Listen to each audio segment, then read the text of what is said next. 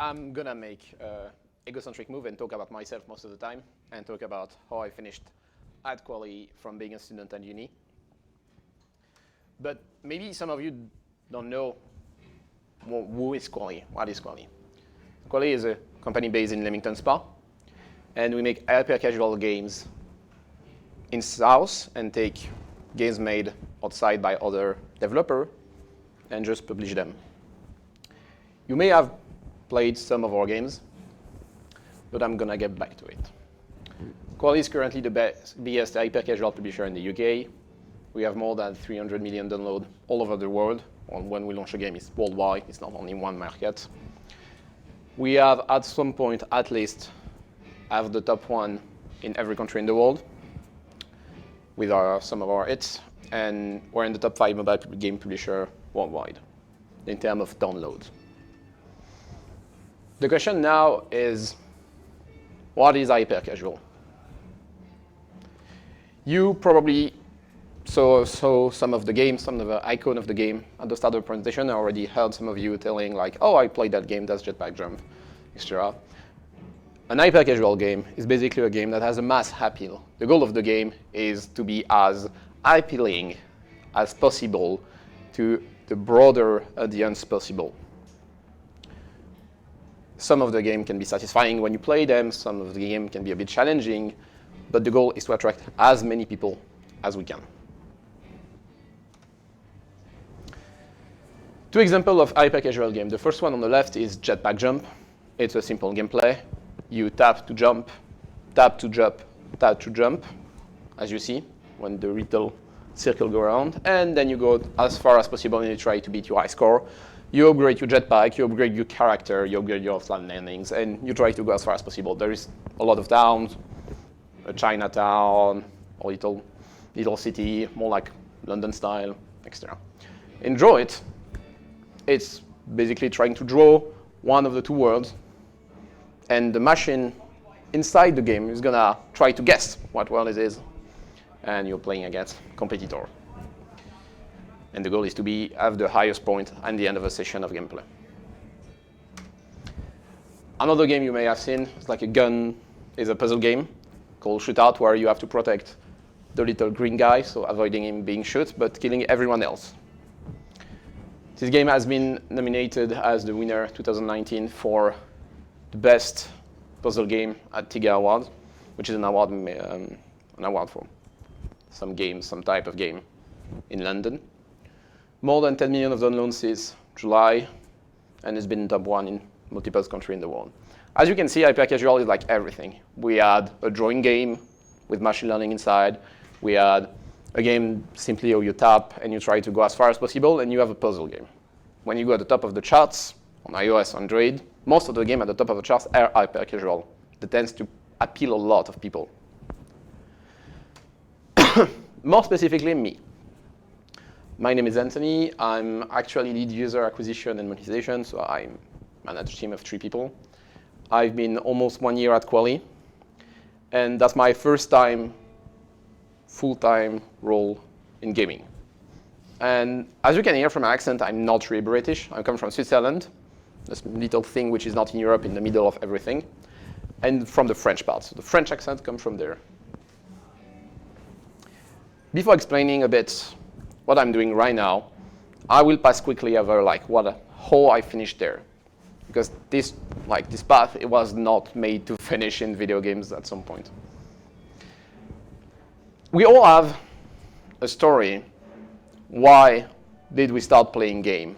Why we decided to try to go in gaming, or decided just to play game for fun outside of studies and stuff? Mine is that my mom, when she was pregnant in 1993, was playing on Super Nintendo Super Mario World. So as soon as I came in the world, I was straight introduced into gaming because my mom was basically playing video games all the time. The first decision that we take in general when you have to take a path of life is choosing what you have to study. I decided to start doing medical studies, but didn't work out. Then I went back to psychotherapy. I was interested in helping people. Didn't work out either. But I finished my bachelor degree in psychology and did my master's degree in behavioral science and social science, so everything related manipulation, prevention, and this kind of theories around behavior. As you see, it doesn't look at all like a video game parkour. No studies in video game. The second decision was, okay, now I'm gonna have my degree. What I am gonna do? Like, I have to go at some point in my life with the work. The first possibility was going into prevention, trying to prevent people from doing like drinking too much alcohol, stop smoking, push them to do more sport, things like that. The second step was more in data science. In Switzerland, in Geneva more specifically at University of Psychology, we have a lot of statistics, and I really love that. So I was like, well, why not in data science? And the third one is always that little dream since I was 12 to work in video game in some way or another in one of those fields. Something I felt a lot, and I still have memory of that because it's been quite recent, is the anxiety. You go out to uni, you study, you work a lot. You try to do your best to go where you would like to finish. But you still have that little feeling behind that says, hey, what if you don't succeed? And that's normal. It's not something you must be afraid. It's something you're just like, okay, I'm anxious about this. That's fine. What can I do to overcome that anxiety? What can I do to avoid feeling bad about like being afraid of not finishing in the video game industry? I did 2 internships that led me indirectly in the video game industry. The first one was in a small video game company, an indie video game company in Switzerland called Digital Kingdom. They are making serious games for different kind of other companies like Nestle or the police of Switzerland. So a really broad variation of stuff. And they make their own video game as well. This one during my end of my master's degree, I had the chance to become a user experience researcher for them, which was more or less what I wanted to target in video game. I worked on Made Visible as a user experience researcher, so I was making playtests, I was checking that the feedback to the user was great. The goal of this experience is that you just post a VR in a convention or something, and is to make people realize that you need to be visible when you're on the road at night, during daylight even, and just stop wearing black clothes all the time. I'm not following that at all. During that internship, I learned a lot about user experience research. I did a lot of things. It was really interesting, but that was just an internship for finishing my master's degree, so I just had a first introduction to gaming and how I wanted to finish it. I worked also on some other projects. One of them is a video game they're still making, and they announced quite recently, so I can talk about it, which is called Swordship. So more information. It's basically a board game, racing board game. It's really good. I played the prototype of this one. And I gave some insight for that. So my first internship was really about video games. That's like the core of it. I was like, yes, I'm in it. And then I had a second internship just after this one, which was more in affiliate marketing. So if you don't know what is it, it's basically, let's say one of you has a product to sell, a shampoo, bracelets, whatever. You sell it for a price. You know how much you're gonna win on that price because you have to make the shampoo first. And you're like, okay, if someone can make me sell this bottle of shampoo, I give them like 25% of the value of the bottle. And someone else that knows marketing and knows how to buy traffic on website, Facebook, Google, etc., send to that offer, people buy from that offer, and get paid for that. I worked at Lemonades, which is a Geneva company. Before they were named Spatie Offer, they just rebranded really recently. And I was doing all the user experience design of their website and their front end for the advertiser and publisher. So still in user experience, but not in video game at all anymore. It was really interesting as well, learned a lot of things. But I finished that internship. I was like, well, now it's time to get a job, and a job in gaming preferably. So I will split that into 2 phases. The first phase is when I was doing that internship, I saw that it was great. I would love to work there, but I still want to dig into gaming. And just after, when I finished the internship and I went to Kwalee. In terms of application and contact, which I'm going to get back to at the end of the presentation, I was doing on average 10 applications a week and trying to get more network on LinkedIn. I was really slow because I knew I had time. I made most applications through LinkedIn or some job boards. So there is some game-specific board, which is Games Job Direct. It's actually based in London, if I'm not mistaken.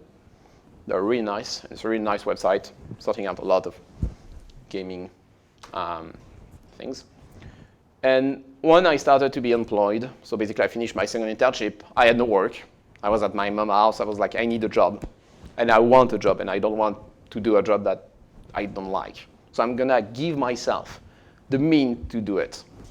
I was doing on average 10 applications a day and contact the HR when it was possible. It's not always the case. I was applying through LinkedIn job boards. I was applying abroad because before I was just applying in Switzerland. And I was looking through recruitment companies that you can find on LinkedIn else. All those applications are not only in gaming. Gaming was like half of it, and the other half was just like, in the end, I still need a job. During that time, I discovered something interesting, a phenomenon that I'm going to call the junior complex in video game. It's pretty simple. When you're in video game, it's a really closed environment. And when you're a junior, you don't have any experience previously. You have made a school, you made some internship, that can be counted as experience, but you never like be a full-time in video game. When you want to work for the biggest game company that you can find, any game company, sometimes you're like, I would like that job. And there is so many people applying that sometimes you don't get the job, but it's not because of you. That's something you really have to think about. It's not because you're bad at what you're doing, not at all. It's because most of the time when you get a job, it's because you're at the good time, at the good spot, at the good moment. That's why you have like to increase the amount of time you take to make application to video game industry jobs. That's the junior complex, the fact that I never had an experience, I need to go in the gaming industry. There is a lot of competition because a lot of people want to go, but you can do it. I did it without a degree in video game, so you can do it with a degree in video game. At the end, I had a choice to make. The first one was to work for Casino Barrière de Montreux, which is one of the biggest casinos in Switzerland. So I was staying in the country. I was working as the manager of their social pool, because in Switzerland you're forced to have a social pool that's doing social prevention to avoid addiction to money game. And I would manage like 2 or 3 people from the start. Or going at Kwalee, leaving my country and try something totally new, different, and going in the gaming industry. Well, spoiler alert, I'm in front of you, so pretty easy to know which one I chose. There you go, me at Kwalee.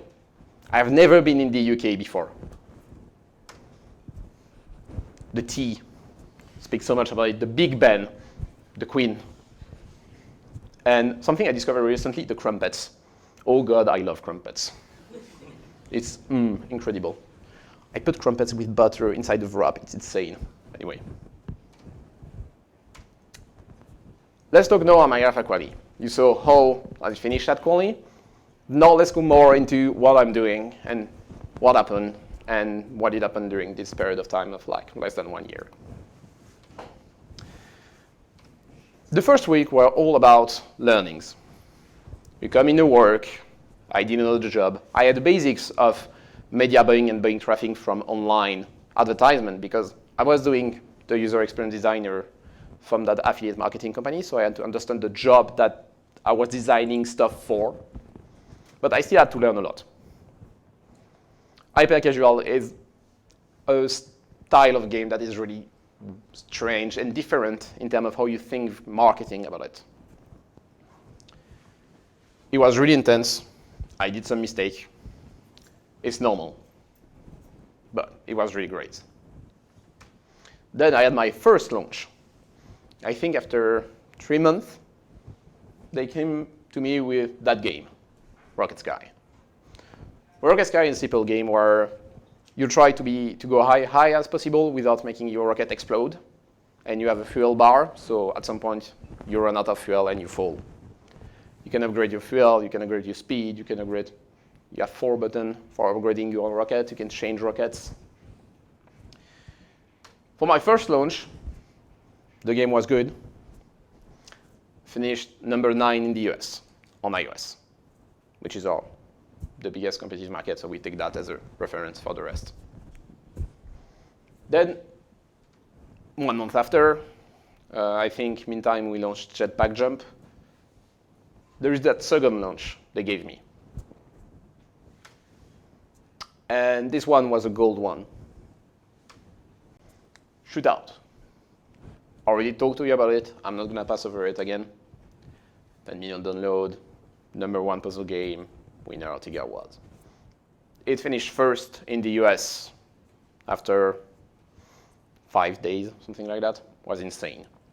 I spent a lot of time working on that game. I still have a nightmare about that. But it was great. It was really great. Being like around that hype, around the fact that you had your first game at the top of the charts. Now, let's go to Big Battle 3D, which is in the title of my presentation, From Student to Big Battle 3D. Before that, I have to explain to you what we're doing at Kwalee specifically in terms of creation of video games. Everyone in the company, including finance, including me in marketing, promoting our game, making money out of our game, we are all encouraged to think about ideas of game and pitch them. So say you have an idea. Oh, I see this battle game. Yeah, I like medieval stuff. I like battle stuff. I need to think something about that, and I dig into it. Then you talk to people. Okay, I have that idea. What do you think? You talk to people that know their stuff. If you're a game programmer, you know what you can do for that, but you need maybe a backup from a game designer, a backup from a game artist, a backup from a marketing guy to see maybe is the game promotable with that sense. Then you pitch it in front of the whole company. Then they vote simply to see if they think that your game can do great or not. That's the process of Creative Wednesday. Everyone can do it. I'm not a game designer. I'm not a game developer. I'm a marketer. For Big Battle, so I had that idea. I wanted to do, but I knew I missed something. I knew okay, that idea can work because I see the visual. I'm sure we can do something with it on the marketability side. So I talked to my colleague, B, about that idea. She's a game designer at Kwalee. And together we came with an idea of something and we worked on it. Then I involved the head of development, Simon, into the reflection of it. And we talked about it. We were trying to figure out the best way to do it. And in the end, we made the game. It's been out. Big Battle 3D has been in the top. Has been number 15 in the US, if I'm not mistaken, and I touched some top on Android as well. It was a really great game in terms of success, and I'm really proud of it. I'm not gonna lie. But instead of just explaining you what is Big Battle 3D, I can show you a video of it.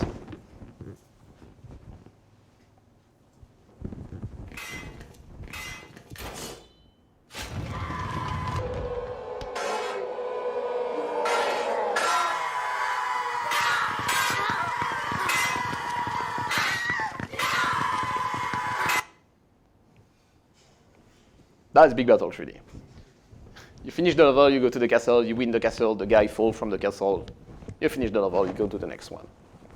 You have weapons, you have your army size increasing. I was playing with a build in Italy, little story, where we can add as much people as we want on the phone. So I just pressed it, I think I finished with 50 people and the phone crashed. That was insanely great. Was not made for it. So, after a few months, after all the launches, I did all the launches on the way, Off the Rails, Drop and Smash, Crazy Shopping, all those games that you saw probably at the top of the charts on mobile. Kwalee, at the end of the year, has an award thing, where depending on the department where you are, you can win an award. You can win the award of the best programmer. You can win the award of the best artist. You can win the award of the guy that never misses the pub. One of my friends got that. No wonder why. I was lucky enough to get the award of Marketer of the Year for 2019. And a few weeks after that, I got promoted to lead. So I was not on the field anymore doing the promotion. I was managing a team. Today, I'm still working at Kwalee, or still loving it. And I'm managing a team of 3 people, Charlotte, Caris, and Nicolo. And everything below the head of marketing, Ryan. And together we still promote our game, we still do user acquisition, monetization, and we still make money, basically. Now let's go back to you a bit. I talk a lot about me, but how can someone get into the video game industry? I think I have 5 pieces of advice. The first one is getting into gaming is hard, staying in gaming is easier, if you put the effort. That's something I already talked a bit during my presentation, but gaming is a very closed industry. You get in, it's really easy to stay in if you put the effort. You always have to stand up. You have to find a way to stand up above all other in some way or another, and you have to keep going. You get a no for a job because someone else was more matched for the team. That's fine. It happens. You cannot fit with everyone. You can get the job because someone 5-year experience more got the job. That's fine. You cannot have all the experience. Just keep going. Never surrender. Always learn and make sure you know your stuff. For you, it's just study well, basically, or even learn more than that. The thing is that if you show that you know what you're doing, you know what your field is about, you know what your job will be about, people will remember you. You will be in an interview, they're going to ask questions, you're going to answer the question, go a bit beyond that because you studied the field or you were interested in that kind of game or this kind of technology in game programming, this kind of idea in game design, this kind of idea in game artist. You can learn without paying anything. You can read blogs, you can read articles, you can watch videos, you can try stuff on your side, but always learn. Networking is king. That's one of the most important ones. When you start to get a network of other people working in the video game industry, you start to learn about what is available, what they're looking for, and they know you. They have a familiarity with you. So they're going to have like a better affect for you than someone random that just popped out of nowhere. Get a network, work out there. Go on LinkedIn. Try to network with people on LinkedIn. Show what you did on LinkedIn. And about showing, that's also a big part of it. It's related to just what I said, but you're a brand. Market that brand. It's a bit of a, like that, it can be a bit but the idea is that you're a person that nobody knows. I know none of you outside of this presentation. If you come to me and be like, I want a job at Kwalee, I don't know who you are. But if I saw something you did, if you're showing yourself in some way that is interesting, like, oh, I'm doing mostly cute stuff because I'm a game artist. I'm a game programmer, I love rendering. I'm just going to focus on that, and I'm going to show off my work on that. I'm a game designer. I have an idea, a genius for game design, for level design stuff. I'm just going to work on that level again and again and show it off. Everything you say that other people can see or other people can watch is a positive point for you because they will know you. They will know what you're doing, and they know that you know your stuff.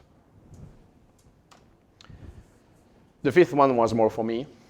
Don't be afraid to move around. So I was in Switzerland. Video game in Switzerland is really hard to get in because there is only a small number of companies, and sometimes they struggle to survive. There is some stuff. But in the UK, it's like, I'm living in Leamington Spa now. Leamington Spa is like full of companies in video game. Move if you have the opportunity. It's a hard decision to take, but you are in the UK. You have the luck to be in the UK. Enjoy that if you want to work in gaming. There is a lot to do around. And obviously at Kwalee, we are hiring. I've been a junior. I had that junior complex, but I got that job because I applied the 5 points I showed you. The work culture at Kwalee is really nice. Everyone is really nice. Everyone is more a friend than anything. We all work hard to get our games out, and our game have a lot of impact. Get at the top of the charts. We're looking for multiple roles in multiple departments, junior role included. So don't hesitate and try. Network. If I don't have almost 20 ask for connection on LinkedIn, I failed. And that's it. Thank you very much for your attention.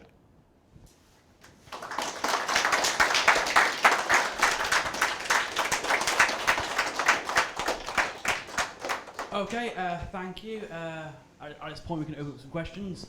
Does anyone have any questions at all? Any questions? Yes. So same again like last time. If you've got a question, hand the mic over. Just get your recording. So you said you didn't get a degree in games. Knowing what you did, well, where you are now, if you were to get to the same path, would you go back and get a degree? Or do you feel it's not necessary? I would say it's a plus to have a degree in games because you have that line in your CV. If I was a programmer at the University of Geneva on IT or something, getting video games would be harder because the way programming in video game works versus the way programming works in the software world. So I would say you get a plus if you're already studying video games because you get that knowledge of how it works, you have that language. So if I had to go back and change my path, I would say yes and no. I enjoyed what I studied in the end, but for getting a job in video games would be easier, obviously, to go through a normal school of video games. Thank you. Just to clarify on that one point, are you advocating a games degree or just university in general? What do you say? Just to clarify on that question, are you advocating going to university for games or particularly just to get a degree?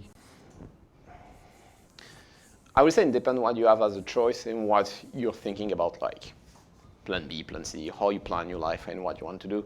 I wouldn't say there is like a right or wrong question, wrong answer to that. As long as you know, you show that you know stuff about video games, even if you don't have a degree in video games, and you show that you have the language, that you have the knowledge. Having a degree in video game or not, it's not what matter at that point. It's going to be what you can show in terms of skills. Having a degree in video games allow you to get all that without having to do it on your side, outside of actually studying. So. Awesome, thank you. Any other questions? Yes. You mentioned about how you moved from Switzerland. Was it scary in that case, moving from your home to somewhere you don't know? Yes. I was living with my mom basically because in Switzerland university works slightly differently. So university is free, almost. So I was still living with my mom, going to uni, go back. I lived in the same place for 25 years. So switching everything, including the country, was a huge anxiety stuff. I came in the country that first night. I came in Leamington. I was in an Airbnb that the company offered me for 3 weeks. So I had the time to settle in, just work a bit around. And yeah, it was really like I took a burger at Vis-a-Vis, or I think it's the name of the place. Just ate my burger in front of my computer and be like, okay, we're in, let's go. Because you do come from Switzerland, was there a language barrier between? Because there are game companies in different places with different languages. So in Switzerland, there is 4 official languages. There is the French part, the German part, and the Italian part, and Romansh, which is a language that like nobody speaks but still official. And obviously, I learned a lot of English at uni, at high school, and stuff like that. And I spent a lot of time online on video games. So the language was not a barrier for me because I already had that knowledge in English. If you happen to come in Switzerland, depending on where you work, if you don't speak at least German and French or one of the other, press English is going to be a struggle. Thank you. Any other questions?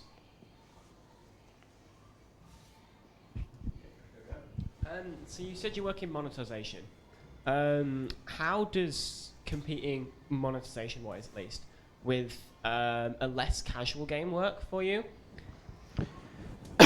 So basically, when you think about a casual game, I'm thinking about, for example, for Pixel Toys that is in Leamington Spa as well, doing the Warhammer mobile game. They're more counting on in-app purchase. So those little stuff you can buy in-game, like a card or a pack of cards. Hearthstone is doing a lot of that as well. For hyper-casual, most of the monetization comes from the ads. So it's all about knowing that. Thank you. Any more questions? Yes, like when I'm playing like a normal mobile game or just any mobile game and I'm getting all the ads coming up and it's going to be a weird question, like what's the deal with the content of the ads? Because it's all like, oh, I bet you can't reach the color pink when the game has nothing to do with colors or something like that. This industry of hyper-casual, which is all about the ads, is very data-oriented. Everything you see in terms of ads has not been made randomly, even if you think it is, which I'm already thinking it does, even if I'm working close with the marketing artist guy to make videos. And sometimes I'm like, why does it work? And you stop asking questions and you see the data and you're like, okay, it worked, and you just move forward with that. So it's more the psychology rather than the actual thought about it. It just works. It works. So basically, in terms of degree, I think I use nothing except statistics. I still have knowledge in like behavioral science, etc. So it's good when you have to manage a team of 3 people because you understand how people work, you understand what motivates them. So you haven't making like huge mistake that people that can do. But no, I use nothing. Awesome. Any more questions? I'm just sat there, yeah.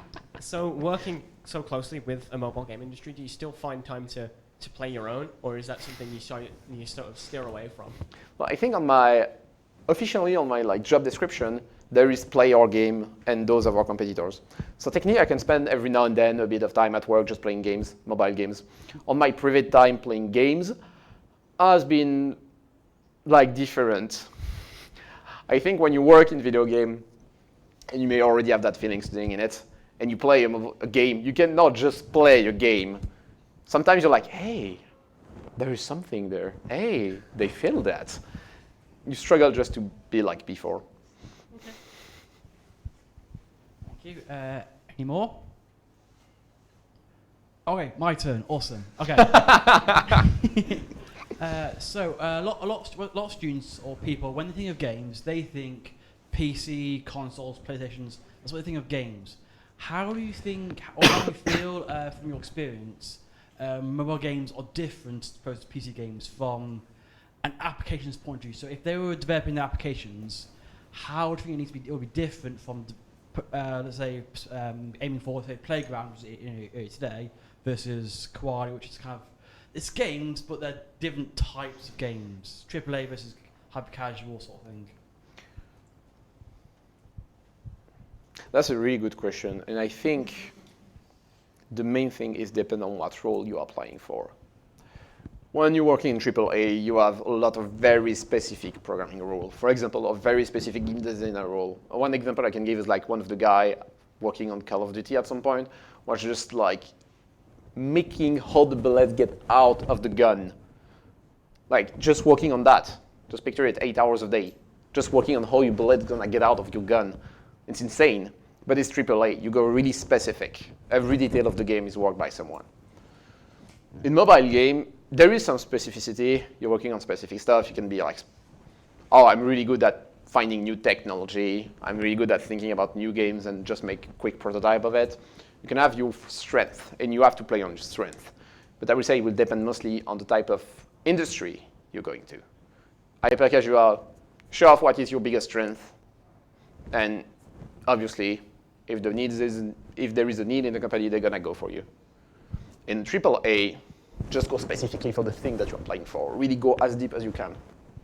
Yeah, so 'Cause I feel like with AAA studios, I suppose the team sizes are much larger. So each employee has a very specific, small, dedicated role. So opposed to mobile, it's a bit more general. Yes, there's still specialities, but it's more, rather than being the bullet guy, you're the tech guy sort of thing. You're it's a bit more open. So if they're developing portfolio pieces, they need to show a bit more general skills rather than their bullet velocity skills. I would say, like, anyway, when you learn a skill, like, if you keep going into programming or game design or whatever, you're gonna learn some skills in your job, and those skills can like be transferable to other job. You just have to think about how you can. Okay, I know exactly like how to make a matrix calculation. I know exactly how to work with vectors. How can I apply that to other stuff in programming? I know exactly the level design and all the theory about that. Well, how can I apply that in other kind of level design? For hypercasual, I can make like something that can apply to that. So think about the skill you have, think about your specific knowledge, think about what makes you you, and just try to push that. Awesome. One more question that I like to kind of ask a lot of people, especially with got experience. Based off what you've done so far, and I realise your presentation was a lot of like do's and don'ts or things you like 5 rules almost. What is one thing that in your life that you wish you might have done differently based off what you now know now? So these guys could possibly implement it sooner now that you've learned it the hard way. Ow. Yeah, it always puts people on spots. We had the same thing happen on playground.